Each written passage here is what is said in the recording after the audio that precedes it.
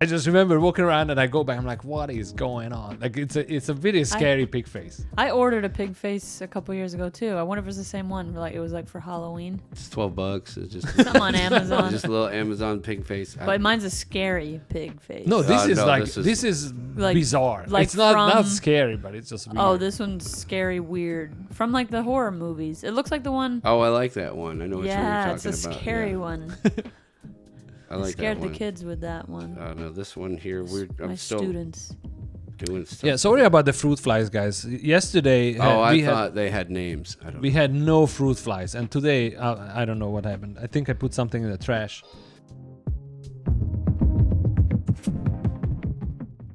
I'm Right. constantly in a laughing environment. So why not laugh? Especially when I can tell that people are, you know, they're going through the same thing. I'm the same way. I love laughter, right? Like I like laughing. I like when other people are laughing. I was playing pickleball the other day and I got hit in the nuts and nobody was laughing. And I'm like, this is the weirdest thing right now. Please laugh because people. Yeah. Like, You can right? laugh. You gotta act it out a little bit more. Like I should have. It didn't hurt at all. But it's a freaking pickleball. But. I'm like, and nobody was laughing. Everyone was just standing there. I'm like, all right. Yeah. They've seen it too many times. Not I my suppose. crowd. Like, Right. yeah. They see it too many. We've seen that one. Pickleball to the nuts. Join the club.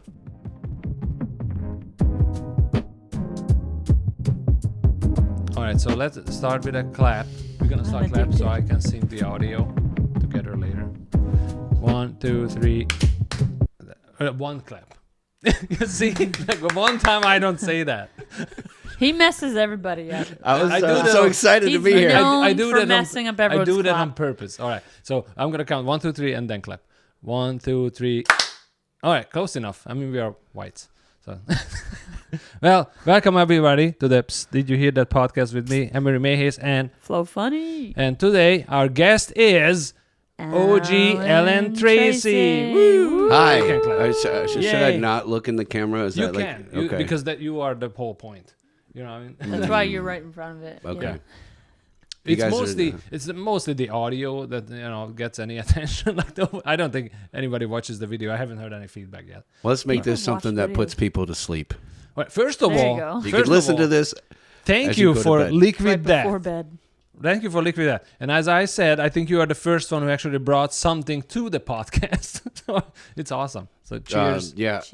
We can talk about it all gonna day long open it. because I started drinking Liquid Death and then started skateboarding every day, and specifically because it's water, right? Like you can drink as much of it as you want. You can pound these things. You know what I'm saying? I like that. If you have a big bladder, sure. Yeah. It goes right through you. I can tell you that. All right, so I remember the first time I saw you. I think it was like you are one of the first comedians I've actually seen when I started. I can't remember if it was 2018 or 19, right? Like, do you remember that? Mhm, I do. I I kind do. of knew you from like a long time ago. It's kind of funny because I do remember things like that when like I see certain people on stage like for the first time or whatever, and I'm just like that they've got something. You Yeah. know what I'm saying? And we were at Rain Dogs. Right. That's how I remember him because I remember you getting up there and being so dark. Yes. I used to be a lot. so Like, Flo doesn't even, like, the new people don't even know. I used to be so much darker. Yeah. Like, so Darker much than darker. So that much than you darker, are like now? babies having abortions But- themselves. Like But like that, my whole set was like that. So I could, because that's what I found funny. And then I realized that not everybody finds that funny. So I had to, deviate a little bit because I'm still dark.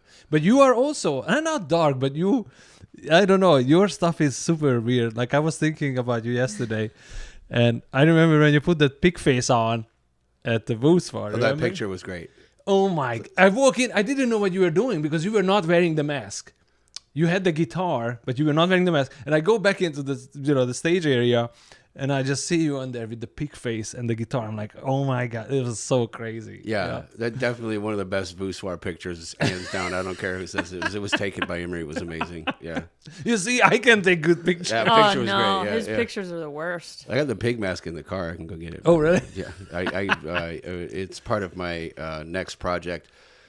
I feel pretty good about stand-up comedy up to this point. Like, I'm really excited that I got to a point now where I can kind of just relax and then start really, like I said, manifesting things on the path, you know. And so I'm going to take just a little break from comedy and then work on my next project, which is my tribute band to Primus. So. Oh, okay, that's cool. So that's what the Pig Mask is all about. What do you play? Wow. I play Les Claypool. Oh, okay, cool. I play bass and sing. Nice. That's awesome. Wow. Okay. I know you do. Multi-talented. Yeah, I know you do a million things. Like I saw your name. You do a lot of things. I saw your name at the one of these restaurants over here. What was that? He does it all. Karaoke. He does Goodfellas. He's at all. bingo? He's Not all bingo. over. Yeah, bingo. Yeah, it was Jacksonville. at Blue Sky. He's in Yeah. several right here. states. Yeah, right here. Yeah, it was Blue somewhere Sky. here, Yeah. He's in several different states. He's all over Florida. He's all over the place. It's just grinding, man. It's grinding and believing and manifestation. It's really all that. And it goes to that zodiac stuff, you know. Like, I know that I'm a Leo. There's no doubt about it. I say this because I love the...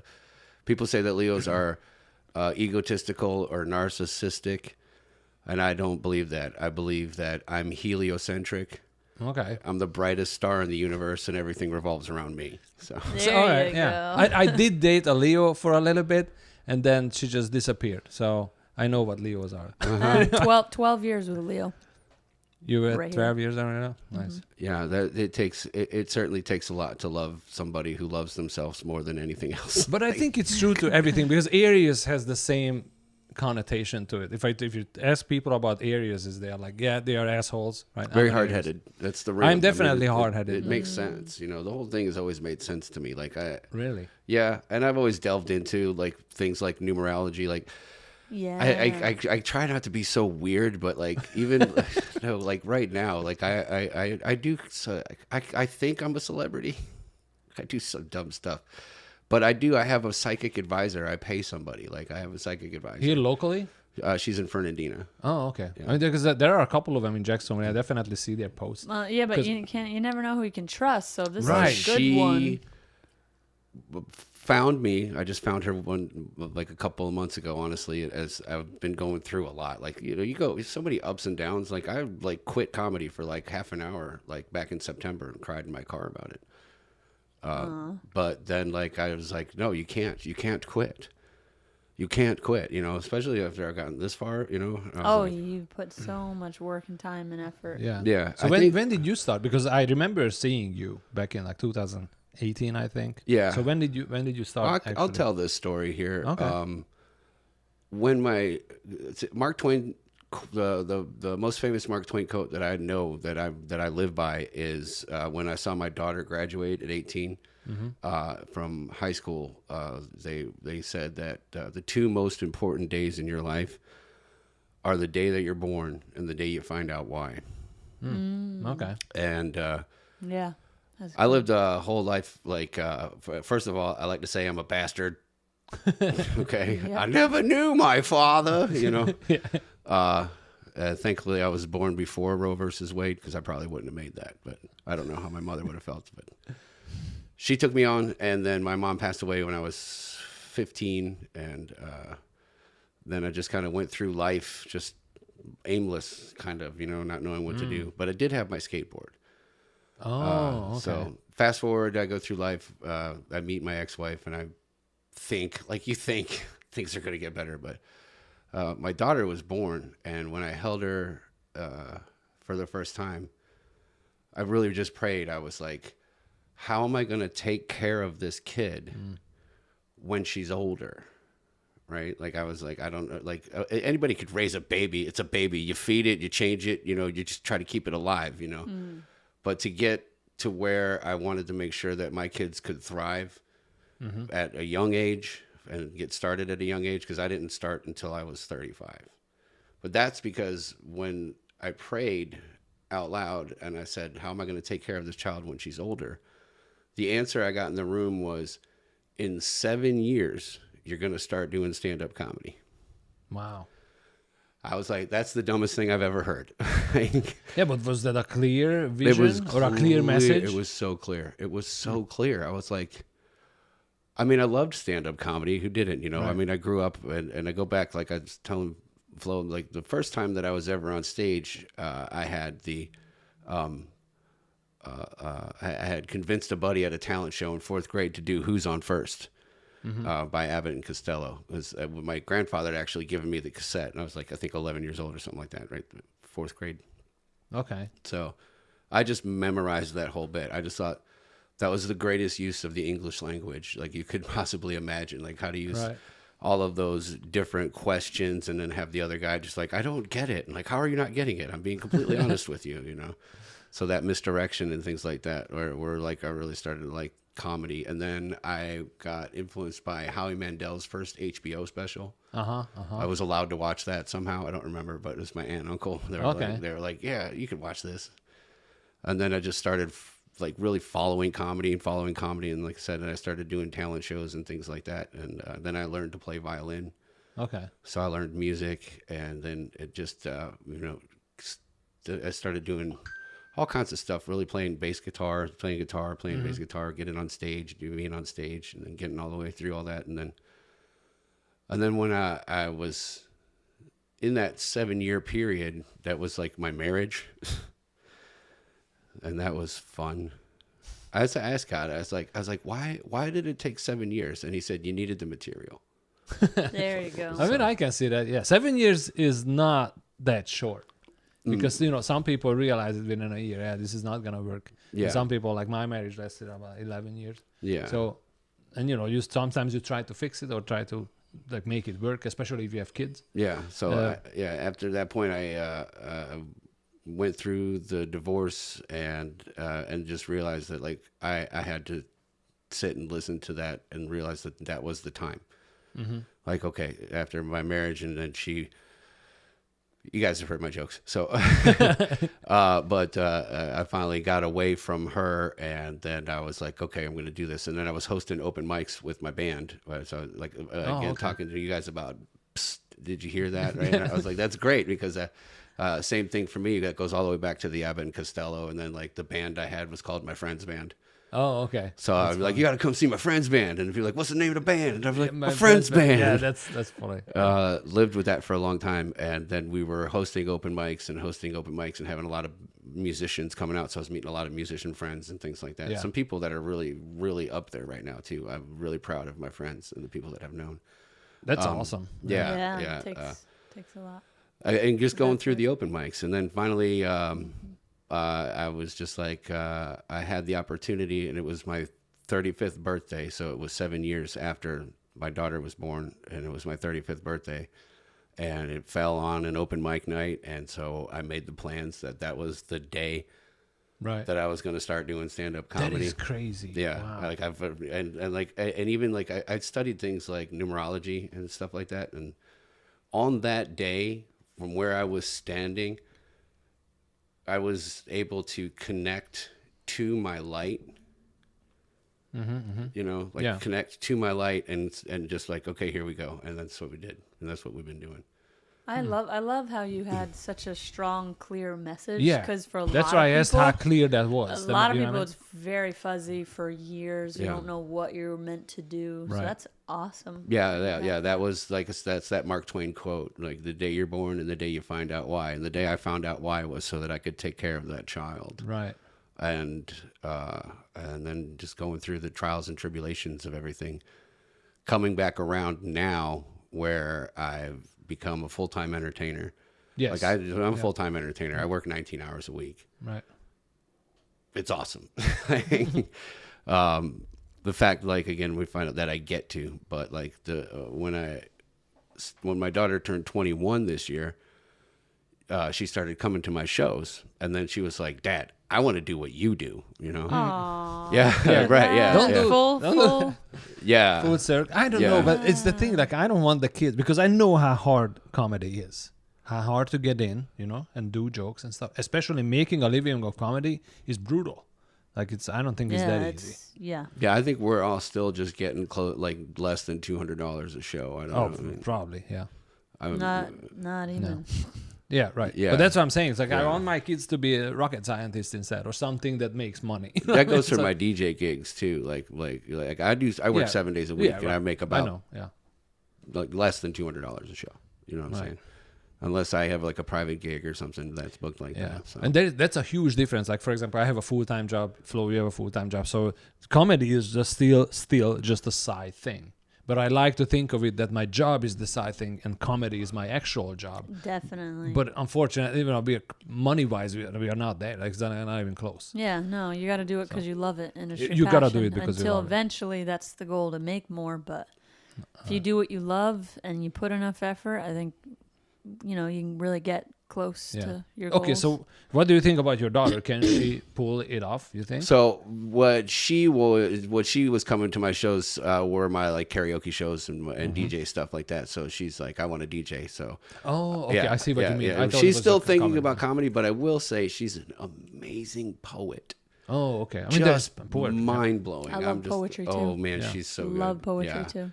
I mean, Rain Dogs, right, is going away, but it used to have an open mic for poetry. So I used to go, actually. I went. I did a some couple poetry of there times, too. There's there Eclipse on Thursdays. They do an open mic called The Cypher, right? And it's an all artist open mic, so it's bands, comedians, musicians, poets, like whatever you want to do, go up there and do. It's an open mic for all artists, and they run a really good show. Nice. I went up there, actually, I'm so stupid. I went up there to support her in her poetry, and then I showed up with my bass guitar, a wireless transmitter, and I gave it to the DJ, so he plugged me in, and then the next thing you know, they were just playing like all 90s music, which is everything I can play on bass. Oh, okay. So I'm just walking around the whole place with my bass guitar, just playing along to the songs and things like that. And then, of course, my turn, because it was more of a spoken word thing or whatever, I got up, I put the pig mask on. I put the pig mask on and I recited Primus lyrics. Oh, nice. While lightly playing the bass lines, most unrecognizably. But yeah. I remember you with the pig face, and you were playing. So I don't know what. When it was it? Is this a long time ago? This is Voussoir, yeah. Voussoir, like 2 years ago, maybe. Probably, yeah. When it first started, and then it was like shortly after that. But yeah. I just remember walking around, and I go back. I'm like, what is going on? Like it's a really scary pig face. I ordered a pig face a couple years ago too. I wonder if it was the same one. Like it was like for Halloween. It's $12. It's just something on Amazon. Just a little Amazon pig face. But mine's a scary pig face. No, this is like bizarre. Like it's not scary, but it's just weird. Oh, this one's scary weird. From like the horror movies. It looks like the one. Oh, I like that one. I know what you're talking about. Yeah, it's a scary one. I like scared that one. the kids with that one. No, this one here, I'm still students. Doing stuff. Yeah, sorry about the fruit flies, guys. Yesterday, I thought they had names. I don't. We had no fruit flies, and today, I don't know what happened. I think I put something in the trash that I didn't take out or something. I don't know. I'm sure if you recognize this, if you've seen this, it was my profile pic for a long time. I gotta get a good one. This is just from filming the other day, trying to put together. There we go. Oh, okay. No, it is funny. brutal. No, that's a funny one. The one I'm talking scary, like creepy. Like I mean, to me, movie. I will put the one that I took of you. In we there. got to take That'd a be photo great. today too. We also Let's have get a to take photo a- together too. Yeah, of at course. The end. Yeah. Yeah, because we keep forgetting it. You are probably the third one that we actually remember to take the picture. I wanted to mention how we're talking about poetry because I didn't know if it's a common thing or not. Like, because some people are just like comedy, that's it. But where I think now, I didn't know you liked poetry either. But I'm like you. I have several talent or passions, I guess, or talents, like the poetry. I like singing. I like improv, stand up and improv are like my top. But poetry for years, what brought me through trauma and stuff is just writing out the pain. You should get yourself into that community. Like consider we're the comedy it's a great community. Yeah. Dude, find yourself in that community, and then you'll find more people coming to your shows.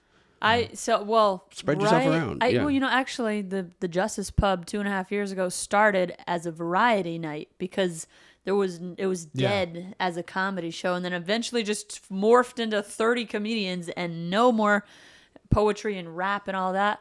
But it's funny because I think I got turned off from performing in college because I went and performed and I spilled my heart out, and it was such a painful thing. And I'm looking in the audience and people are talking here, those guys are laughing, and I'm like, why am I up here? I feel like it's just, I don't know if this is a personal thing, you guys tell me what you think, but I feel like comedy you can get away with, and I try not to be disruptive, and I want to hear, everyone's going up there for a reason, for us to hear them, right?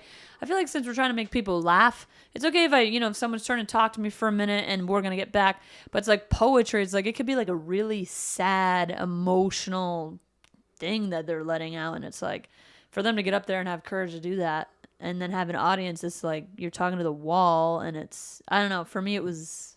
Well, I started Right. with poetry and writing also, like when I was a kid. So I always wrote poetry. Me But when I too. learned English, I felt like my English is not strong enough, and I still is not strong enough to write poetry the way I want to write it. Oh, I know. I I feel the would same love to in hear some Portuguese. Hungarian poetry. Yeah, but you know, I mean, I've compared written to in Portuguese, but I understand the but second in language is Hungarian, hard. right? Because in Hungarian, I know most of the words. Oh right? no, for in me English, it's I way don't. harder in another language. Yeah, Yeah. I'm like I want to rhyme it too. I started doing it now because somebody at an open mic was like, "Hey, you should try poetry." I'm like, "All right, get back into that." I wonder. Yeah, I don't think a lot of comedians are into poetry too. Are I they? actually think a Are lot they? more than you would think. Really? Yeah, I think. for sure. Okay. Like we've had so many shows in town. Like we used to have a show, and it's so funny that it's coming back to Voodoo. It was called Square One, and it was called Cometry, right? And it was actually Oh. hosted by Moses West, who I ran into at the Cypher about a month ago. Oh, okay. So it was a comedy poetry night. It went really well. We had I a lot of the like regular that. guys out there. I'll go to that. Yeah. One of the things with the poetry, and especially like with the cipher, like the MC, she's amazing. Like she just commands the whole room. She has a wireless mic, and if you're in there, she will make sure that your attention is on what's happening. So anybody that comes in there, if they come in there new, and she's got like all this like chants and these kinds of things that bring everybody together into this is what's happening, you know. So everybody say, you know, Duval, and everybody say Duval. Right. So, you know, she's Refocuses them. she gets everybody's attention, and then she brings the person up on That the stage. is so. and Is that an Eclipse? It's crazy. yeah, it's Eclipse. Yeah. Wow. Is that We used to- is that Cherry? Or I what's think her that name? sounds like her name. I was My gonna daughter say- knows her name, but she's I wonder.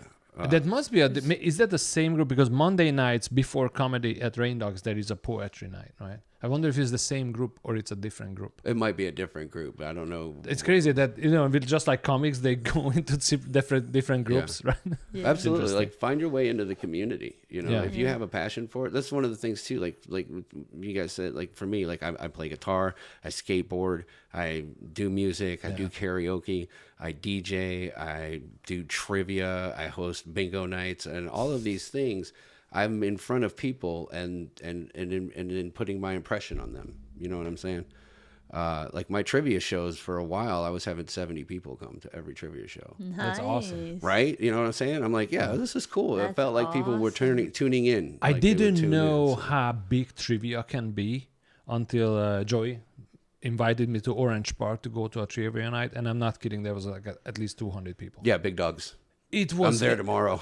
My Wow. mind was. Karaoke. I'm like, what? Yeah. It was crazy, and people loved it. You know, Joey was Oh, like doing the wow. numbers and whatnot, but it was crazy. Yeah, and I do all my never thought that. material. Like, Oh, really? yeah, why not? Yeah. You know, if it's I, mean, I a- can't do my material. They're gonna be Alright, like, yeah. what you is might this guy? squeeze in a dead baby joke every once in a while, but yeah, Imre, I got you there. But like if there's ever a thing about like Spanish, anything about Spanish, I Right. have a clean bit where I'm like, you ever notice how you can take English songs and translate them into Spanish and they sound cool? And like I'll play Hotel California by the Gypsy Kings from the Big Lebowski soundtrack. Okay. When he introduces Jesus and he's like, "Bienvenidos a Hotel yeah. California," and then after that, I'll be like, you know, that's really cool. Like, you know, like, but you can't do that with Spanish words into English. You can't be like upside, inside out. She's living the crazy life. But Yeah. I get to do those bits so often and so regularly, and that's a lot of times you won't hear me do them at shows because I do them at trivia nights. Right, Right. right. But I literally have an audience in front of me all the time. Definitely. Yeah. That's awesome. It's That's- fun. I've Like got I don't know why more opportunity. comics aren't doing this stuff. And I meet guys like we all know Sean, and he's a trivia host. Oh, really? Yeah. Sean Steele? Yeah. I didn't know that. Yeah, that's He's where a he what? started as a Oh, trivia trivia. host. Yeah. Have you met Sean yet? Yeah. Oh, okay. I opened for him or his When? open mic. Oh, was that the first time you hung out with Sean? No, I met him He was after I at- came back from Brazil in October, I Okay. think. Yeah. Oh, okay. But no, he's fairly new on the At scene. Bedlam. and I he's know. doing I all think this I stuff. left to Brazil and I came back. I'm like, who are these people? Yeah. Like, Yeah. Yeah. I think him and a few others. I was like, oh. Yeah, you should go to Shantytown, and there is a whole different crew of comics I there. went after your mic. When was that? A couple of weeks ago. His mic is pretty good, actually. Have you been to his? No, where is In that? Georgia? Yeah, St. Mary's. St. Mary's. That's why I haven't been there. No, I know, right? It feels like it's so far away. It's not that 45 bad. minutes. Oh, really? Yeah, Yeah. and it was a Is nice it Monday? mic. Monday. It's every other Monday right now, and okay. Nice we group had a of lot of people. fun last night. Everybody was great, but that's again one of the locations I do trivia at. So I, because I have 30, 40 people at my trivia show, that I was like, hey, do you think I could draw them on to another night of the week? And the owner was like, sure, I got you. All right. He has so much confidence in me in my trivia shows because I get a following. Crowd. Yeah. That's awesome. I'm a That's really comedian. I'm an entertainer. Stand-up Yes. comedy is just like, it's more of a vehicle that I like to get in and drive to get places. You know what I'm saying? Sure. That's what I've been doing with it most No, of the totally. time. Definitely. But I'm an entertainer. Very blessed. It was a moment where, hi, Mom. Sorry. Silent. No, there was a moment where that was a hard pill to swallow because I was reflecting on like, okay, I can do a lot of things to a certain degree that other people can't. Like I play bass like Les Claypool. Okay. That's something other people can't do. I skateboard like Rodney Mullen. That's something other people can't do. The only skateboarders I know is Tony Hawk. If you Yeah. are better than Tony Hawk, all right, I know who that is. But that's Right. Well, it's like hanging out with Bam, like I'm try to tell people, I'm like, do you know who this is? And, show a picture of people and they're like, I don't know. Like, that's Bam Margera. I'm like, I don't know who that is. I'm like, oh. Do you know who Tony Hawk is? Like, yeah, I know Tony Hawk. Okay, well, it's pretty much Bam Margera or Tony Hawk, Bam Margera as far as the most famous people in skateboarding. Like I've had to explain to people. It's if I was hanging out, if Will Smith was Tony Hawk, okay, Chris Rock, you know what I'm saying? Like right below, and there's no feud. They've never slapped each other, but still, Yeah, right. That's the level of celebrity that we've achieved. Why not? That's awesome. That your show was awesome, dude. It was a lot of fun. That was great. They were great. And skateboarders are the best people I have met. Andy Anderson, Jason Ellis this year, and Bam this year. Lance Weiss this year. I mean, I've just met a bunch of guys that skateboard. I talked to Taylor Clark, and I'm friends with Edward Hernandez out of San Antonio. Like, there's just a community that I just kind of found, right? Through skateboarding again, and I was like, this is actually really cool. Yeah. And so just it's a niche. It's I don't see anything wrong with being a niche character. For me, it started when I first started comedy. A comedian came through the Comedy Zone for the Valentine's show. It was my first time doing my first time failing at the Comedy Zone. I don't know if you guys know this story, but we'll go through it real quick. I met a comedian came through. His name was Russ Nagel. And he was like the biker comic. Like, I'm biker comedian Russ Nagel. Right? He's just this little guy, you know what I'm saying? But he had on all the leather and the vest and like the Harley Davidson, and he just had the look, and that's how he marketed himself. Then when I started skateboarding again, I was like, oh, I could be the skateboarder comedian. Yeah. There's nothing wrong with that, It's just like cool. Larry the Cable Guy. He's the redneck comic. You know Right. what I'm saying? There's nothing wrong with that. It's really hard to get rid of a nickname because they called me the abortion guy the first 2 years of my comedy career. Like I heard people saying when they took pictures, I don't want to stand next to the abortion guy. Like that's what, and now I'm pivoting toward pickleball. So I want to be the pickleball comedian. I like that. Wow. We can run with that. Yeah, right. Like again, marketing. I think one of the things that once you get to a certain point is that everybody finds their kind of marketing. Yeah. Oh, yeah. You know what I mean? I mean, Like- hopefully people find their marketing. You know what I mean? Because it's hard. It's hard to find. The hardest part is investing in it because it takes money to make money. Oh, yeah. It's 100%. Yeah. It's like for the longest time I was like, I just can't do stand-up comedy because I can't afford it. Yeah. Right.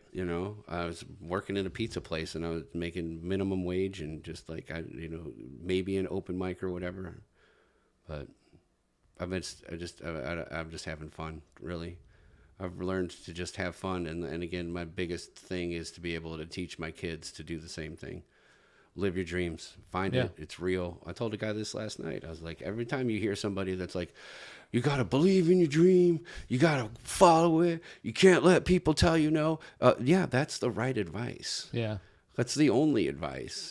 There's like we heard on Friday, Bam did a podcast from the venue at Rockefeller's, and one of the things that he had said from the beginning was like he just knew he knew this was it. Skateboarding was it for me. Somehow or another, skateboarding is always going to be what it is for me, and there's nothing that's going to there's no plan B. And he talked about how guidance counselors were like, you can't be a professional skateboarder, blah blah blah. Like people that tell you you can't are the people who can't. I don't know. Yeah, right. Like if I can't do it, you can't. Like I can tell anybody right now, if I can do this, anybody can do whatever you want to do. It is whatever you want to do. And I think that like a quote came from my daughter when she was about 11. Before she turned into a teenager and stopped talking to me because I was a deadbeat dad. That's what they do. That's what they do, right? I was fully accepting. I was like, oh, it's just not returning my text messages. But she said that a dream isn't just a dream, it's a plan. And if you stick to the plan, your dream will come reality. And that's nice. That's true. a good one. Yeah. She got me with that one because I had to Google it. And I was like, did you read that somewhere or something like that? And no, there was no coaster or like little thing on the wall that you could no that just said that. So that's always been with me since then. And again, being able to pass on to her being a DJ is probably the most amazing thing that's happened to me this year. Because that was awesome. Like the real truth. That was how am I going to be able to take care of this kid when she's older? Well, now she has a skill. Yeah. Now she has a skill she'll always have. She'll never not be able to get work as a DJ. Anything, yeah. And karaoke. And now they just offered her a job hosting trivia at one of the venues that we work at. There you go. Yeah. There you go. So, yeah. And again, it's just, and I have to say so much thanks to my manager because that's the best. Wait, you have a manager? Yeah. Oh, nice. Yeah. Make sure this is close enough to your mouth. So no, it's fine. No, he's been talking like that. Okay. I would say something. Yeah, I don't think okay. No, you did perfect. Because I thought you backed up a little. No, it's fine. He was talking like this. It's fine. Yeah. Anyway, I don't want to miss what you're saying, so that's why I was like, okay, so we have a manager. All right, you have a manager. Yeah, I need a manager. They say right, get manager. Yeah, get a manager. Are you kidding? Dude, like I tell you, I love. Listen. Right. Yeah. Right. Yeah. When I first started, I got Judy Carter's Comedy Bible. Yes, I have both versions, the old version Did we all and do the that? version. Because I did that too. Yeah. So, but I don't know if you guys did what I did. I tore out the page that said "fax this to New York," and I faxed it to New York. And of course, this was probably like 10 or 15 years after she published it. Yeah, right. And I was just like, "Fuck it!"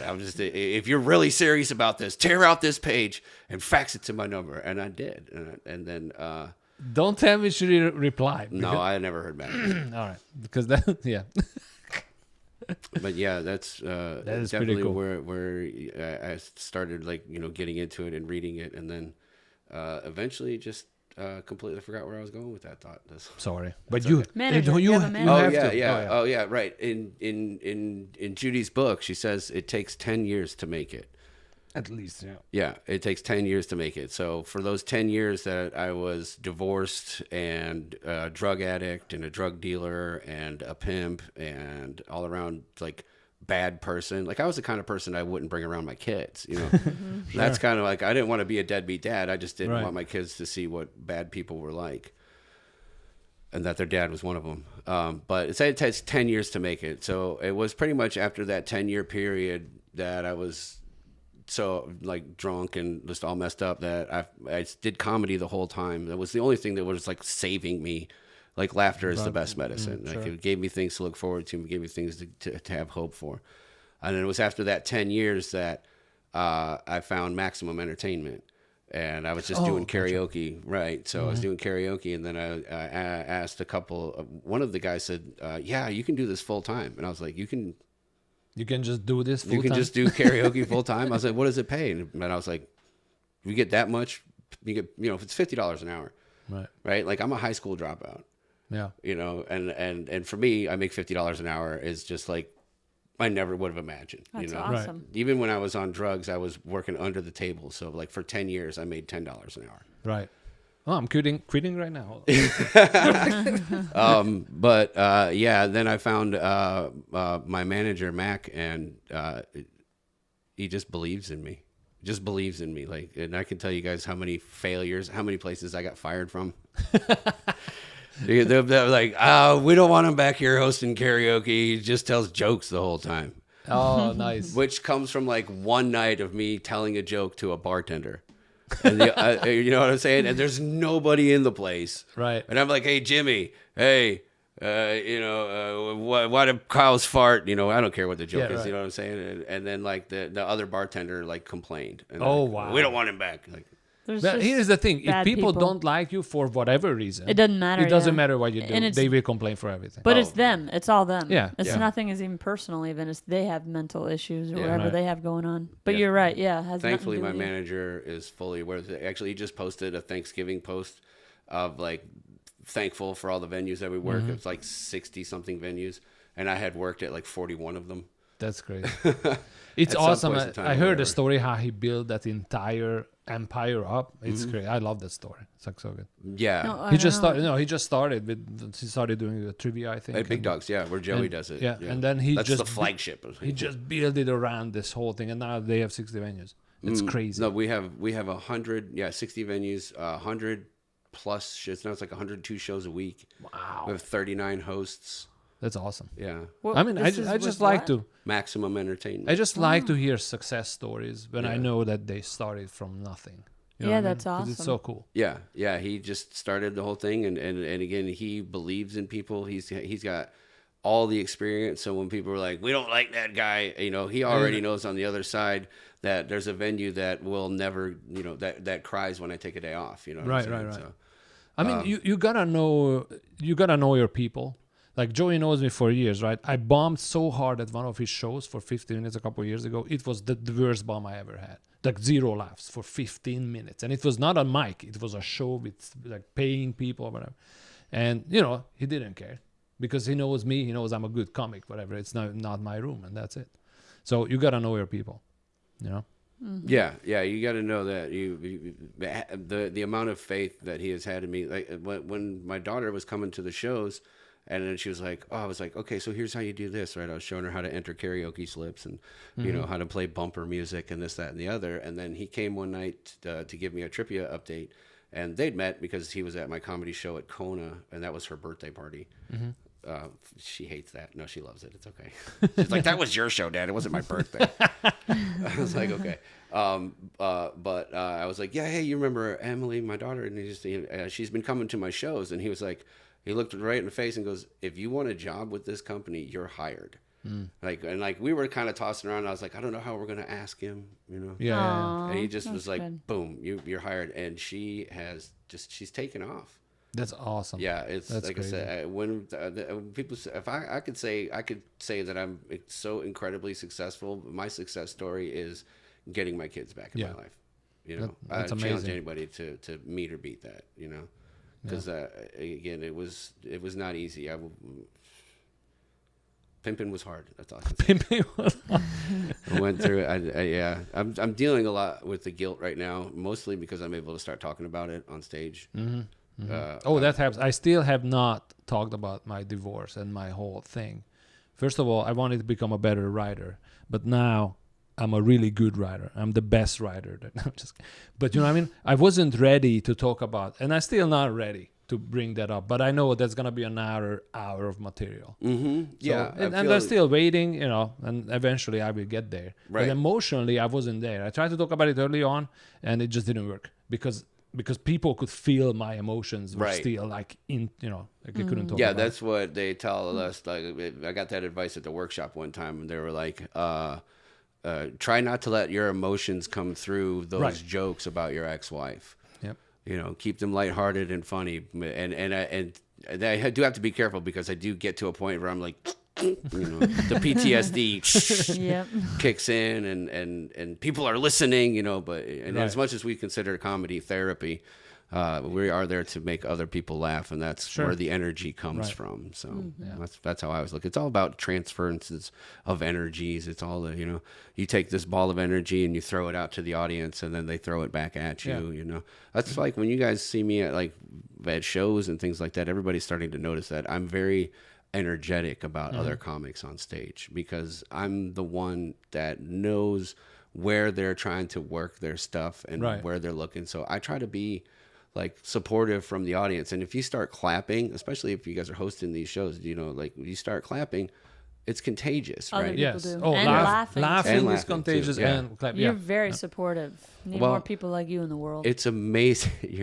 It's amazing that, again, from even when I was like on drugs and sick and doing all that terrible stuff, that going to the comedy shows again was the best medicine. It was the laughter was the best medicine. I realized that I'm constantly around laughter, and growing up watching all those MTV comedy shows and all the specials and things like that I just constantly just watched and watched and watched, that I realized that that's where I'm at. I'm Right. constantly in a laughing environment. So why not laugh? Especially when I can tell that people are, they're going through the same thing. I'm the same way. I love laughter, right? Like I like laughing. I like when other people are laughing. I was playing pickleball the other day and I got hit in the nuts and nobody was laughing. And I'm like, this is the weirdest thing right now. Please laugh, because people. yeah.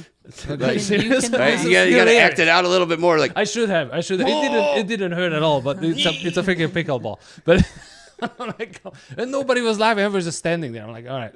Yeah. they've seen it too many times, Not I my suppose. crap. Like, Right. They yeah. see it too many. We've seen that one. Pickleball to the nuts. Join the club. I know. I think At I least fell once. something. I'm just like, you can laugh. You just tell them you can laugh. But it's Yeah. interesting. You guys said that you watched a lot of comedy. I don't think I ever saw any comedy till I was like maybe 19 on TV. I mean, I've seen it even I've in watched Hungary. comedy movies. Like I loved Adam Sandler was my favorite, and Yeah. movies. But like comedy, like stand up. That's interesting. Well, we only had a couple of stand-ups in Hungary when I was growing up, but we watched it. Like my parents watched loved it? it. Mhm. Yeah, no, I My don't- parents listened to it and stuff like that. But it was because of the political environment. They were sending like subliminal messages to you through the story. You know what I mean? So it was more like a poetry in that manner that my parents and he's actually talking about this. It's not what he's saying, but he's talking about this Right. political shit. So it's a little bit different than here, I think. I would imagine 100%. Yeah. Like I met a woman from the Dominican Republic last week, and then met her again last night, and she was just Sorry, I thought you were going somewhere else with the story. no. She was just telling me how how corrupt other governments are. Like she's an American citizen, and she would not stop bragging about being an American citizen, and Yeah, she right. was in love with being American. Yeah, it sounds And- like Brazilians. It's all they talk about is they love Americans because their whole country too is all corrupt. The government. Yeah. We really, I don't know if we dodged a bullet No, this we'll last see. election. I don't know. Oh, I We'll don't get see. into politics, don't I? I've stayed out of it. I You didn't- guys got that reference? I stayed. don't know. I didn't. I stay out Dodged of a it. bullet. Dodged. Yeah, we did. Okay. I don't. I'm out of the loop Wait, on everything. you were- What? Trump got I think I shot was in Trump the got head. shot. I know. I almost was saying, I think I twice. was in Brazil when that Yeah, happened, right. and I was like, "What?" I wasn't even watching the news. I turned the news off a long time ago, y'all. I don't even Yeah. watch TV. I don't even own a TV anymore. I don't either. I really. Don't know time I for stopped it. watching TV many years ago. Oh, But yeah, That's awesome. many years ago. I was Yeah. like 19 when I gave my TV back to my mom. I'm like, "Nah, I don't need it." I don't have a TV in the bedroom, but I do have a TV. I think because of my divorce, and I just ended up couch surfing for years, so I didn't have TVs. And again, my whole point was to go out. Like I wanted to Right. go out. I go out. Yeah, You know. people, Yeah. energy. I Yeah. I cannot be at home. I'm Me at home. too. I I'm like, sleep, and then I'm out. That's so it. wait, how did you survive COVID? I mean, I know it didn't Oh, last too God. long here, but I know people Thank who God are we were in Florida. more If we extroverts were and anywhere they- else, we would have been. They were we super survived depressed. it because Florida. because so I'm an introverted person, right? I was totally fine. I was like, yeah, this is normal to me. You know what I mean? I didn't need to go, but I know extroverted people, and they were super depressed because they were like locked in, right? Yeah, Yeah, yeah. we created speakeasies Yes. I love how we all worked really hard on coming up with some sort of online trivia service. Okay. Like everybody, like a good friend of mine out of Orlando, Josh Asensio, or no, I think he's in Tampa now. He's out that way. He was like, online trivia, and I was like, all right, let's do this. How's it work? And like, you got to email your answers and no Googling. And like, that's not gonna work. Oh wow, that's crazy. I didn't even think of that. To me, this whole trivia is just bananas. I'm like, there's the phone. It's right. The answer is right there. Oh, but I know you can't use the phone. But. Yeah, my pitch at the beginning of every show is the only smart things you can use to play the game are the people at your table. Okay. And then people like look around. I'm like, I see y'all looking around. Again, I got a good group of people. I don't just look over. Nobody's actually looking, but just you look over and you make the general statement. And then sometimes if I catch somebody looking at, like, oh, you looking at Joe? I see you looking at Joe. And then I say no smartphones, no smart watches, no smart glasses, no smart belt buckles, no smart shoelaces. I can tell you when trivia is gonna go away, when you're gonna get a chip in your brain and you can see everything in your eye. I'm gonna get the glasses. That's the end of the trivia. Glasses I can still control, like I say, hey, it's no smart glasses, right? Yeah. But then when it's in your brain in a couple of years, if Elon Musk is putting it in there. Yeah. They told us when we were kids that we were going to have microchips implanted in our hands. I mean, we pretty much have it already. It's just in our hands. It's implanted in our hands, and it has all. They said it was going to have all your banking information. It was going to have all of your memories and have all this stuff. I'm just like, this is. That's it. Yep, that's it, and there it is. Yeah, see, and I tell people too, like I really do have robophobia. Like I have a real fear of technology and things like that. That's another thing I'll tell people too. It's like, you can't be on your phones. I got robophobia. It gives me anxiety to look at you buying breast milk jewelry on Amazon. Like, that's pretty. So is that okay? But where do you draw the line of the phobia? Right, like you say, okay, I would use a dial-up phone. I would use a flip phone. Is that it? Well, phobia is kind of like it's more technically like a mild anxiety disorder. That's what phobias really are. Like, and they can range like the spectrum in any webs. Like I have a mustard phobia. Like I have a fear of mustard. Like I can't, like if I see it, the color, or just touch it or smell it or something like that, it just gives me the, you know what I'm saying? For robophobia, I feel like The Matrix is a documentary. That's what I'm a Matrix guy, so yeah, definitely. That's like, wow, that's what they're gonna do to us. That's crazy. Well, I believe they already done it. I believe that we are already. No, we're still. I know. Some people believe in the Matrix that we are not in it yet, but I think it's already multiple cycles we are in there. What I do think about, right, like most recently, is the Mandela effect. And it's how crazy, right? yeah. But what I believe is that it's actually jumping timelines. Like we actually jump timelines. Like the things that people believe in the Mandela effect are real, but they're real on another timeline. And they still exist on that timeline. Right? The Shazam movie, sure, that's still in that time, but we actually shifted timelines to where that didn't happen. Yeah. Whatever see, I say this too: aliens are people from the future. And the UFOs are time machines. Yeah. So they have to go back and try to. Yeah, I didn't make that up. I mean, I listened to I didn't make that up. Well, if you did, I definitely heard it from someone. Yeah. No, there's books and things like that. I listen to Coast AM, so I get into a lot of that weird stuff. The only thing I don't buy into is Bigfoot. Not really. That's the only thing. Like we believe everything else except Bigfoot. Maybe. That's a maybe. I will visit the Loch Ness Monster and stare at water for a weekend before I will go into the woods sniffing out Bigfoot. Like, it's not okay. happening. But if you look at, like, I don't know, is Bigfoot only in the U.S.? No, there's many. If you look at the trees and the woods from it's massive. Like they find islands until today. You know, they find islands that nobody has ever discovered. So what I mean is, like, there must be creatures that we have never seen. Not necessarily Bigfoot, but just creatures. Yeah, no, completely. Like the ocean's undiscovered. Ocean is for sure. Yeah, but even on the land, I think there are creatures. Or like the megalodon. Like the megalodon is now the Bigfoot of the ocean. There's no megalodons. Stop. And like bonobos, the monkeys, they were just discovered recently, I think. Were they? They were like 100 years ago or something. It's like we didn't know they existed. That whole species. The horny monkeys? Yes, the horny monkeys. Those are my favorite. Because chimpanzees fight, bonobos fuck. So Yeah, they pretty much. Yeah, those are the ones that are like this in the zoo. yes, I've seen them reading newspaper, and I'm like in the Jacksonville Zoo, and I'm like, this is crazy. He was holding the newspaper, sitting like this. Yeah, Where did he learn that? You know what I mean? It's nuts. that's funny.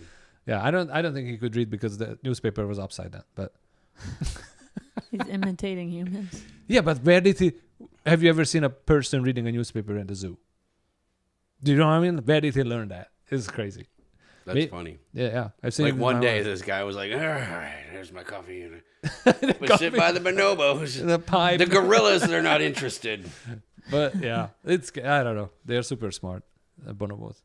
Well, and they like sex. So Yeah, they're the horny ones. That's funny. Any Yeah. advice you have for comedians, and because you have a lot of years in and ups and downs and stuff? Flo is thinking about quitting. That's for this No, question. yeah, that's great. Oh, I'm not. Never. So before I started doing stand-up comedy, I met a guy. A friend of mine was an artist. He was a graphic artist, really good. He could draw anime really well. And I was a manager of a video game store, like one of those buy here, Dre here places, you know.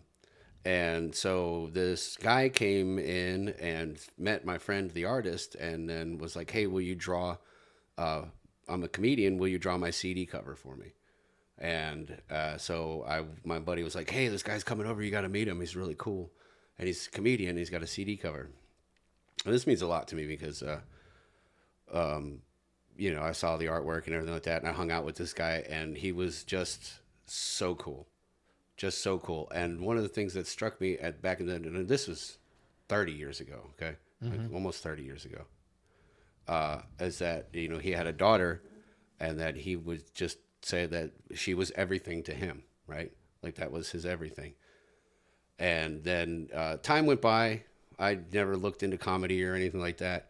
But then I started noticing this guy was kind of like making his name around places that, you know, I was connected with some of the music. I was still doing music open mics.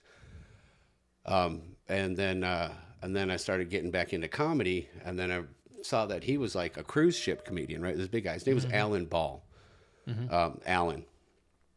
So he started coming back around, and he was really Jackie Knight knows him really well. Okay. Or knew him really well, right? So I got to Guts one time. Like I was like, "Hey, man, I don't know if you remember me, but we just started doing stand-up comedy, and this happened. And remember the artwork for your album when I was hanging out with you, and you were super cool, and this, that, and the other. And I was like, I would love to open for you sometime at Jackie Knight's Comedy Club."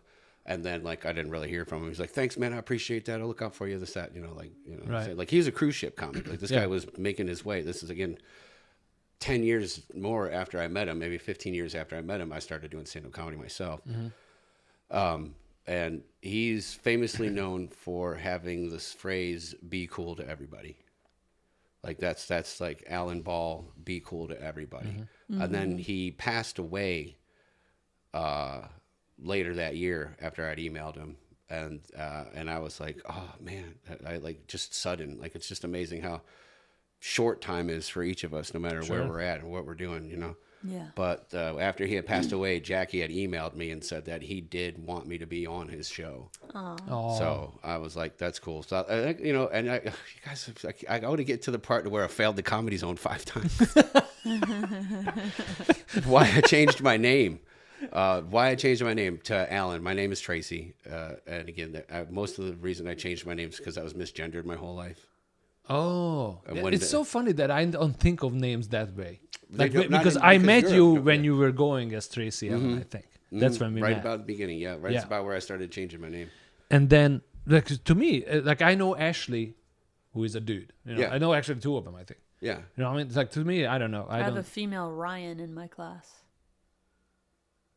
see, Anyway. that's why I like in Spanish. They say, "How do I call you?" Instead, "What's your name?" You know, like, "How do I call you?" You call me by saying this. Yeah. You know? yeah. I don't. When Interesting. I got beat up, man. I got the kid at the playground. I couldn't walk past the playground. Was getting punched.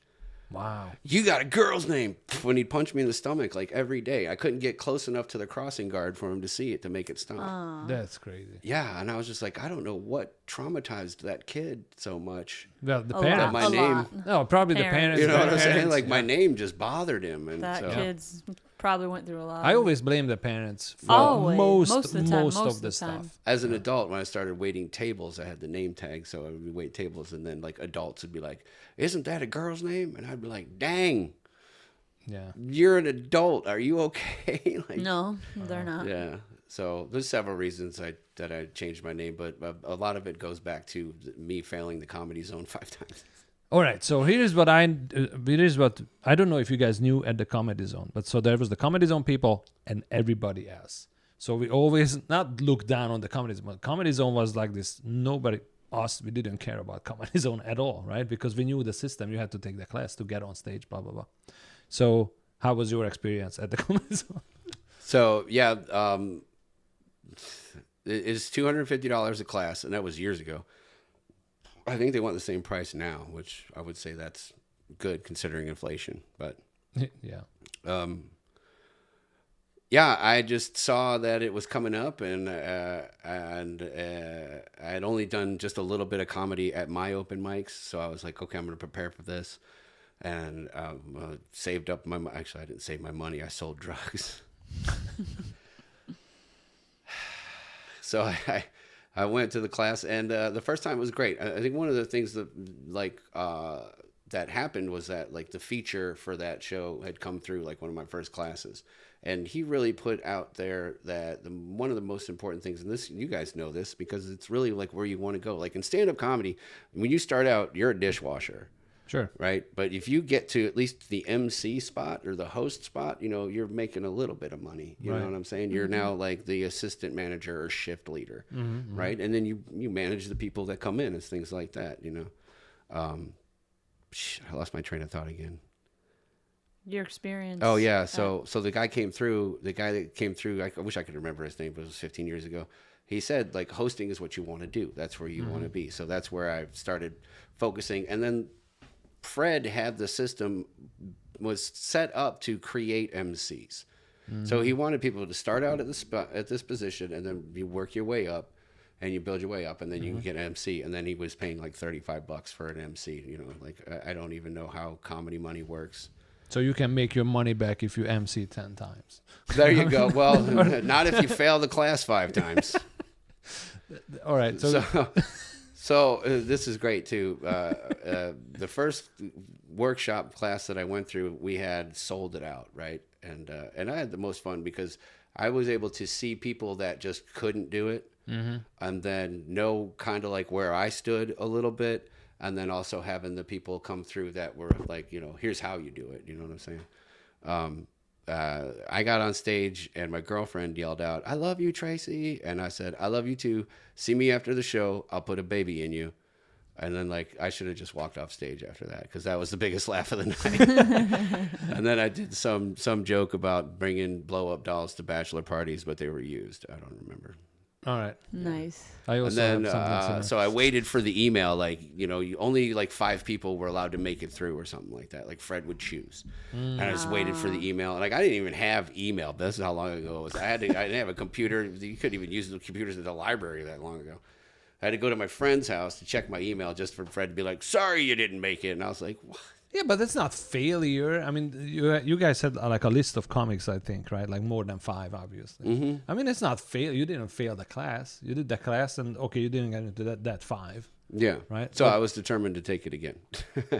When I went to the first class, I met Jessica Mears, and it was her second class. So I was like, "Oh, you can do this more than once?" Oh. Okay. Yeah. So I was like, "Cool." So I just went right up to the next one, and I sold another 8-ball and gave Fred the money, and and he gave me a discount. He's like, "All right, I'll give you a discount on this one." So he gave me a little bit of a discount on the next one, and then again didn't make it through, and I was like, "Well, let's do another one," you know. Like I believed in the failure. What would you call it? The failure philosophy.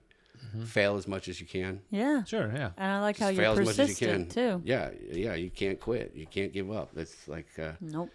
And so I went back a fourth time, or did I skip the third time? I don't know. The fourth time I actually made it through, and I was able to get back and forth because I lived close to the Comedy Zone for a little while. So I was able to kind of make it through, and I was getting good scores too. I was doing 12-minute sets, getting good scores. Nice. And then I moved back to the beach, and I lost my transportation reliability. And so I got kicked out. Oh, okay. So that was not a failure. Yeah, that wasn't a failure. That was just I couldn't keep making it to classes. Part of it was my transportation issues, and the other part was I was working. I moved back to the beach for a job, and again, it really focused myself after a while to just making myself a paid entertainer. You know, like we talked about this earlier. Like, find what you love to do, and then find ways of making money doing it. Right. It doesn't matter. You don't have to be rich at doing it. You know what I'm saying? And you are doing it. I mean, to me, you made it. You know what I mean? It doesn't matter what's going to happen in the future or how long it's going to. You made it. You're making money off of entertainment. That's crazy to me. That's pretty much where, that's where my focus was. Like, again, where you play guitar. Yeah. You know, there's so many things that you could do just by playing guitar. Even if you combine write a funny song, you write poetry. Right. You know, write a funny song and start doing that kind of stuff. That's you don't know where you don't know where everything comes from. Yeah. So you just, if you're an entertainer, accept it. Like I said, you got to accept it. And then, like I said, love what you do. Yep. Find ways of making money doing it. And that's pretty much what I'm doing. I was able to do 4 comedy shows in a row this week and get paid through every one of them. And that's like, yay. Yeah, that's 4 out of 7 days a week. I did comedy professionally. That's awesome. But buying 7 guitars and not be able to play is the most idiotic thing I've ever done. You did that? Yeah, look at them all. Wow. And those are good guitars. Like that one, the blue one, it's a really good guitar. I can play a little bit, but not the way Tracy's trying to sell me right now. Poor Imre. No, I love it. I love instruments. I have so many instruments. Upstairs is my music place. This is just for show. Upstairs is where I have all my synthesizers, samplers, everything. Oh. What are you producing? I used to produce techno. I used to be in a band back in the 90s. That's why I wanted to say one of my biggest regrets in life is giving up on music. You haven't given up. I never given up, but compared to just pushing yourself. Yeah, go back to it. Yeah. No, I mess around. Yeah, you will. Yeah, it's fun. The music was always in my life ever since I was a kid. That was like what it was for me, like with skateboarding. Yeah, like I was, my ex-wife, again, so much. I got hurt and I broke a board, and she was like, "You're done. You're done. You're too old for this." I think I was like 33. She's like, "You're too old." That's when I learned how to skate. I was 35 when I learned how to skate. Yeah. Well, we didn't have 50-year-old skateboarders even back then, okay, but now we do. Tony Hawk was still in his 30s, So. Bam is 40 something, right? Bam is like 46. Wow. Just now, yeah. Mm-hmm. Or 44. I guess if you met Danny a year ago, he was 43. He's 44. Yeah. Yeah, that's a midlife crisis age too. So yeah, for sure. I think every year is a midlife crisis for me because I'm always like, I gotta do this. I gotta print T-shirts today. Yeah. The thing that really that helps your mentality when you get into those situations, like for me, like when I'm like, I gotta post, is taking that back and saying, instead of I got to do this, you say, I get to do this. Right. Yeah. You're like, I get to do this. Like I'm at the skate park. You've seen the place. It's an $8 million skate park. I'm there by myself, and I'm just like, I can't believe I get to do this. Like I have the time. I can take a minute, stretch out. I can ollie some boards. I can cruise around this whole place. I can do a couple of grinds. I can actually spend 4 hours here and just mentally cleanse everything. And the fact that I get to do that because I don't have to be in a sweaty kitchen or listening to customer service people bitch about stuff like that or whatever. But the get to mentality. And I get that from my manager because he motivates everybody every day in the company. He sends out like a little, like an entertainment tip, like, hey, if you're ever feeling down about being an entertainer, don't let it get you down. If there's people that don't like you, trust me, I know there's people that do like you. Then he also puts out like good philosophy, like, always keep your head up and and you know, be marketing yourself. You know, you're your own business. You know, that kind of stuff. I just do the numbers, but he does a lot. He does a whole lot. So yeah, get a manager. I don't know how to explain this, but get a manager. I guess I gotta look for a manager. Yeah, right. Well, we're working on the company right now to build into comedy as one of our other lines of work. But okay. You know, like the St. Mary's show is kind of an experiment. I did a show with Spike and Joey at a very gated community. That was an experiment that completely failed. I don't know. It happens. We talk about clean comedy, like, and for me, I just don't like the over egregious use of the F word or the N word. To be honest with you, like, unless it. Like, I try to use both of them all the time, but that's just not. Yeah, one of them works for you, the other one not so much. But you gotta stop saying F. Yeah. I was prepared to do no Fs, but when those 4 other comedians went before me, F, all of it came out. I was like, I'm gonna do it. We got in trouble. We did? Yeah, I don't think I let too many out, did I? It wasn't you. No, whoever started it. Yeah, whoever started it. By the end of the night, people in the neighborhoods were complaining about hearing it over the speakers. Oh, so I got told to turn it down, and then I got told to move the speakers. Yeah. I can't. The N word is fine, but the F word, come on, guys. Yeah. I thought it was a great show, though. Oh, it was a really good show.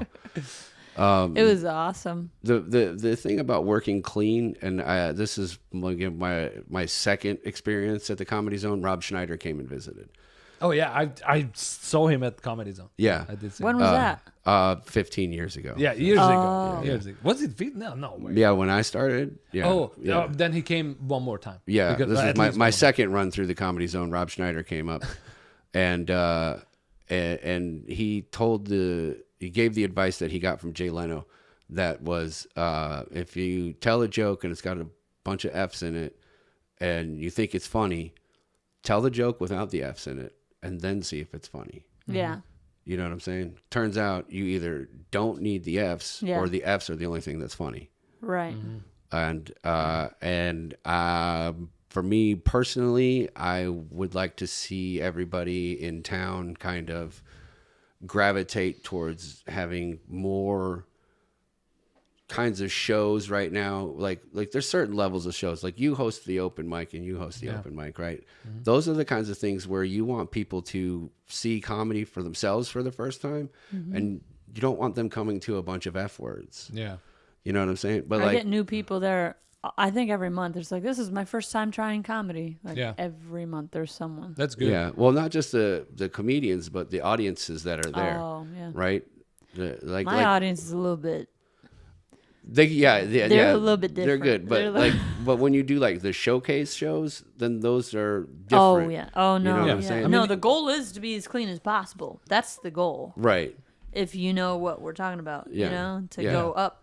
You can't. Can't just be an F-bomb all the time. Again, everybody. You're gonna take out half the audience. Like half these people don't want to hear that. So why do we keep doing it? The only word that you can't say in a competition is I was in the Savannah comedy competition. The only word you couldn't use was the F word. You could say anything else. Mm-hmm. Wow. It was crazy. See.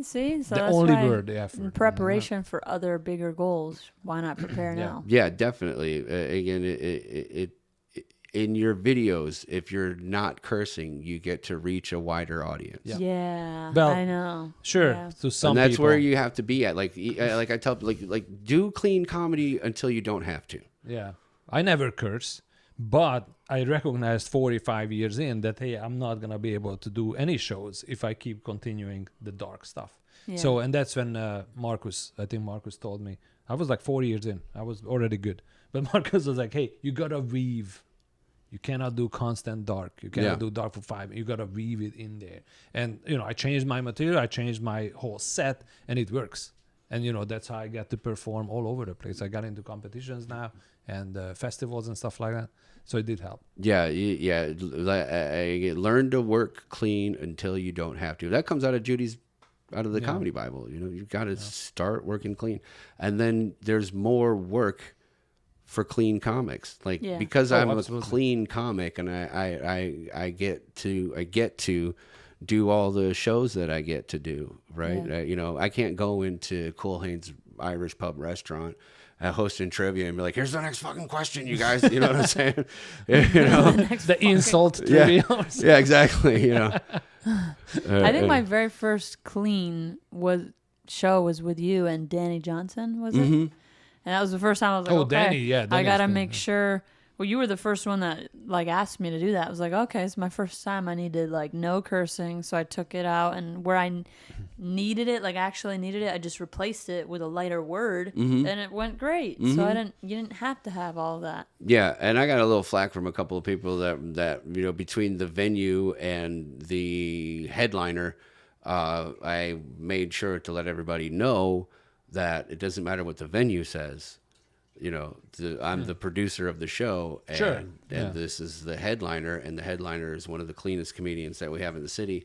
Also, one of the, you know, hardest working. Like Danny works. Oh hard, no, he you know, works a so- lot. Yeah. So And he's good. Yeah, I've seen him several times. He's really, really yeah. funny. I've been friends with Danny for, again, as much as 15 years as I've been doing comedy. So With clean stuff, he's really funny with clean stuff, and I can watch him over and over again. Like I've seen him, you know, within a month, like 2-3 times, and I was like, yeah, this yeah. guy's We've good. got a good group right now that's just really good core people, and then the new people that are putting in the work. Yeah. You know, like putting in the work. Like Sean works. Like Sean Steele is working. Like he is really putting Right. in the work, and he's cool, and he's cool to everybody.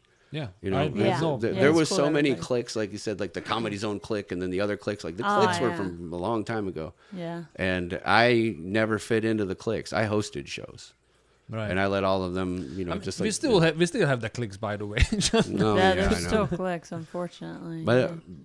But we don't need them. You know, Yeah. we're But like I said, it's also like back in the day, we only had 2 open mics a week. Now we have 12 or 11. It's insane how many open mics a week we have, and we are awesome. getting more That's because awesome. I'm hearing stuff. Which is- so you don't have to go. You know, I mean, you don't have to go to the other mics anymore. You can just stay at the beach. You can just stay downtown, whatever. So you Right. don't have. That's And why. that's That's what I where- meant by clicks. building the community so that everybody's working together to produce good shows anywhere, so that Yeah. comedy becomes a commodity. That's what we're looking at with Maximum Entertainment as well. Is like more and more of these venues are asking, hey, can we get comedy? Right. Hey, can we get comedy? Now there's, you know, there's a saturation, but it's not a bad one. You know, there's plenty of comics, Sure. especially for like open mics, and that's kind of like, you know, produce the open mics. Let's do like 4 or 5 more a week. You Right. know? Yeah. And then we start getting people that get drawn into like, hey, comedy's a cool thing, like going to karaoke or like going to see a band. You know, I'm watching a comedy documentary, a Dark Side of Comedy, whatever. So you. No way. Right. So, but they are showing how big comedy was in the 80s, the gold or 70s, the golden age of comedy. That now I understand what they're talking about, because right now we live it, right? I'm like, hey, there's comedy every night. It's fun. But what I'm seeing over there, when there's a comedy club in every corner and everything is filled with people, it's insane.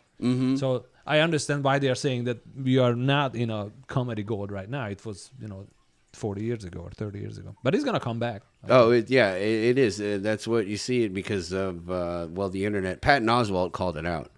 I don't know if you guys know He about. said it's because of I know Patton. I mean, I don't know him. but I know. Probably like 2010, he wrote a letter to one of the academies or something like that that basically said, look out for the internet because that's how comedians are going to start coming out.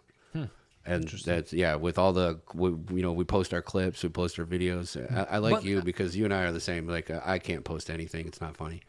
Even though it's funny, it might be good, even having a good bit or whatever. And I'm still like, I can't even watch myself. But I I can hate tell you watching something. I myself. used to be into this. I don't want very people to steal stuff either. They're not gonna steal stuff. There's don't so think many so? material, so much material. Yeah, I'm at that point too, Well, where I like don't know. I've learned, and this is more through like studying Hollywood writing in certain things. I've not learned how to steal stuff, but I've learned how to reference things and just say this isn't my idea, but this is what happens, and then here's my take on it. You know what I'm saying? I do this panda joke that I know I've heard from other people about people dressing as pandas, you know. But that's like, it almost becomes public domain, you know, when you have jokes like that. I do a joke about the guy that got killed at SeaWorld by the killer whale, you know.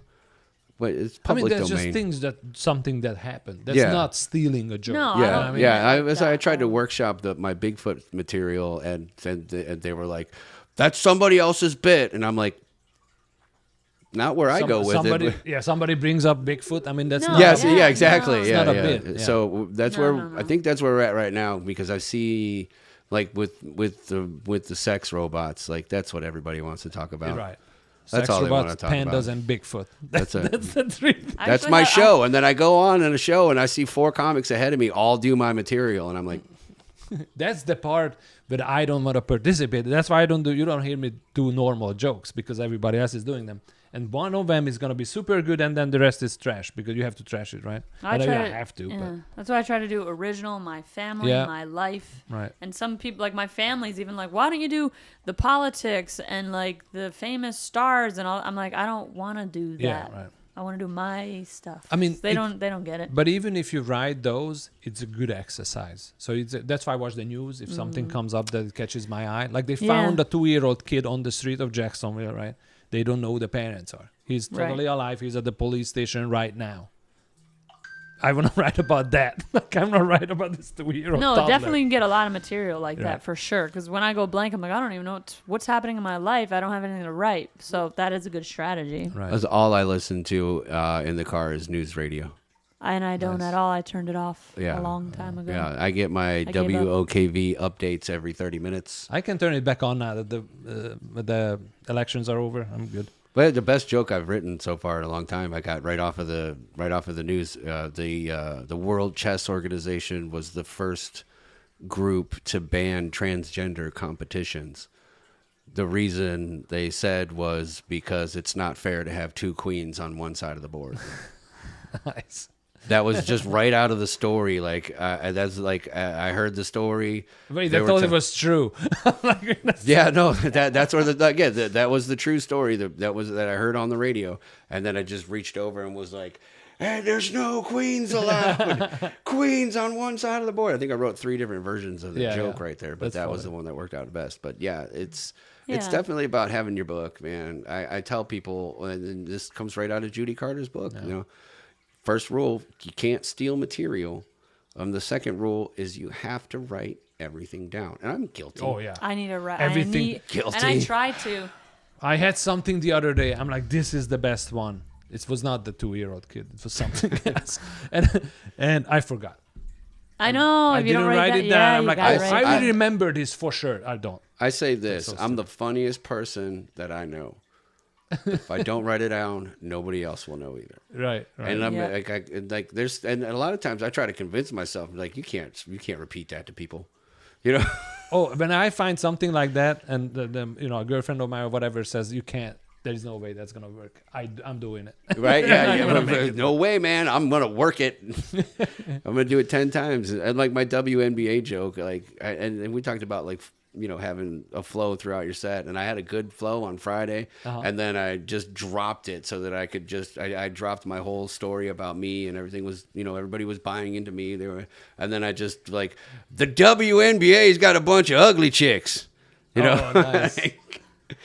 And the people just heard ugly chicks. That's no, it. well, the bit goes. The WNBA is a lot of very attractive women. I saw this at the draft, right? I was like, wow, there's a lot of 5s and 6s in the WNBA. I mean, feet tall, right? You know. Oh, nice. I do a little misdirection there, and then I go, yeah, you know, I got really into it. So I started watching games, and then I realized what makes WNBA games hard to watch is that none of the women are wearing makeup. Oh, That's tough. It is. Well, you look at them in the draft; they're beautiful. I got a thing for tall chicks. You know, it's Family Guy, Death by Snoo Snoo. You know what I'm saying? But yeah, you watch the wait, games. did you do that at Voosvar? Probably, yeah. I've been working that one for a while. All right, man. because I feel like yeah. Well, we can wrap it I have to go up. to the bathroom. Sit back I'm down. gonna pee my pants. All right. All right. I'm gonna leave that in there. Yeah. Funny. I believe she said you had to go pee. Yeah, no, she said that. Yeah, that's why we wrap it up usually around an hour. We've been going a while, but This is awesome, Imre. I really appreciate it because this is my first thanks for podcast. coming on. This Thanks for is coming on. like I never even imagined I would ever get invited to one. Thanks for coming on. No, well, you know, Good we for the started, resume. I'll take it. You know what I'm saying? Again, it's good for the resume. We started like a year and a half ago. I wish we could record more, but you know, her schedule and my schedule, we just have, and whoever the guest is, it's just hard to maintain. Just 3 people. Yeah. Well, again, look at what you're doing, though. You're doing so many things. You know, this is just another thing that you have a passion for that you want to produce. Right. And do it, you know. Yeah. I say this all the time. Trying is failing with your dignity. Oh, absolutely. Right? I'd rather die trying. That's good. You know what I mean? I'd rather I die trying tried. than I'm still me. Yeah, right. I didn't get it done, but I tried. But now let me figure out how to get it done. What did I do wrong? What did I miss? What was the mistake? It's all life. It's real life stuff. It's stuff that I get from skateboarding, though. That was the big thing for me was realizing, like, when I started skateboarding again, like, everything clicked. And I was like, this is the meaning of life. You know what I mean? Yeah. That was good. I thought it was the bearings. I Everything do. clicked. It's a skateboard joke. bearings. Skateboarders will get it, right? bearings. Tony Hawk, the bearings. The bearings. The bearings were clicking. Yeah. Right, Tony Hawk? Hey, we never know what our reach is now. You know, we've got. You don't know. Yeah. People recognized me from the podcast and they didn't know I was doing comedy. That's amazing. It was great. That's cool. Yeah. Yeah. It was like, oh, I heard your podcast, so I didn't know you do comedy. I'm like, all right. Like, come on, guys. Sometimes I like in the middle of hanging with people, dinner or whatever, I have to like, it's weird for normal people who are not comedians, but I have to like write it down and they don't get it. I'm like, I need to write this down. I have an idea and they a don't thought get it, and then they're like, okay. And it could come off as rude, but it's like, if I, like you said, I'm going to forget it. Yeah. I got to write it down. One of the things I learned as I studied like entertainment, really, and again for comedians, writers is the number one job. For any of us, if we walked into Hollywood anywhere at any point in time, and you were like, "I'm a comedian," they'd be like, "Okay," but if you go in there and you're like, "I'm a comedic writer," they'd be like, "Oh, we have work for you." Sure. You can start out like, and think of all the comedians that you know that were writers before you knew who they were, like Conan O'Brien. Yeah. Right? Anthony Jeselnik. Yep.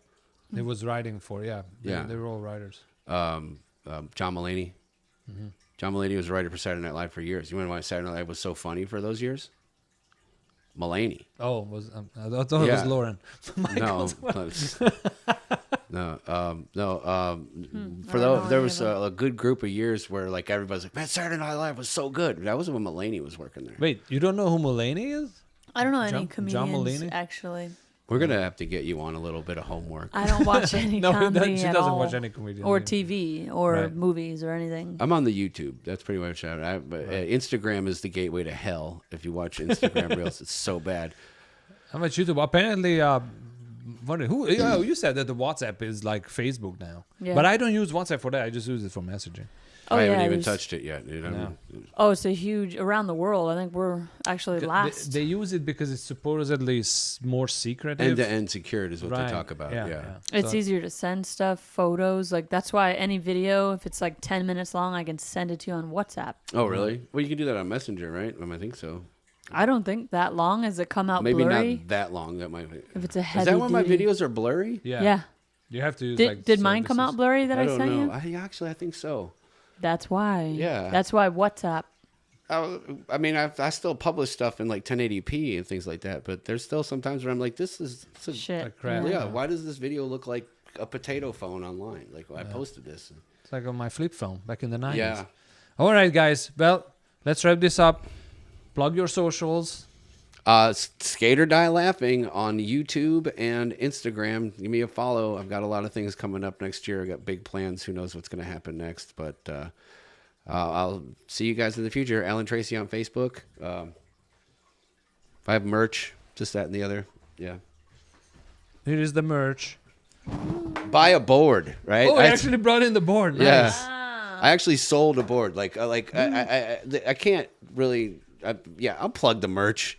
This is the best merch you could come up with. Like Yeah. I Oh, sell that's great. whole skateboards. Like I Right. sold one. Like that's my awesome. trip to Cleveland, I had run out of money, but I had one board on me, and I had a buddy in Louisville that I counted on. I knew I could count on him, right? Yeah. So I got outside of Louisville about like an hour. Stickers. Also, my son, my transgender son, does all the artwork. I'm very proud of my kid. I'm very proud of my family and everybody that I love. Can't wait to see them for Thanksgiving. And I was like, Aunt, I'm headed your way. He's like, oh, I can't wait to see you. And I was like, listen, you think you could buy this board for some gas money so I can get home? And he was like, I got you, right? So I sold my board for the last $60 of gas money to get home from Louisville to Jacksonville. Oh my God. That's awesome. It was awesome. I was, because I ordered 2 boards. I didn't know what I was going to do when I had them for like 2 months. But I was like, I don't know. I'm just going to take it with me. Somebody will buy it. And then, awesome. I spent a little bit of extra money going to the football game. So parking was more than I thought it'd be. So. All right, Flo, plug your socials. Yep, Flow Funny on everything. And now for Brazilian comedy, it's Gringa Loca. Gringo Loca. I want stickers. I want Gringa Loca. I want Gringa Loca merch. Yeah. We got to come up with something. I don't know. An avocado. I don't know. Yeah. Well, I have that one photo I'm going to do. But what I'm going to do for Flow Funny is, look at this. This is actually my phone great made for this. on audio right now. Look at this. What? Wait. Okay, that's... Half my jokes are about my mom. Yeah. And so I want to print that out on a T-shirt. That is fun. Wow. That is cool. Yeah, you should do that. It's an expensive T-shirt print. But... No, not just the character. No, I mean, is that expensive? Oh, because it's colored. Yeah.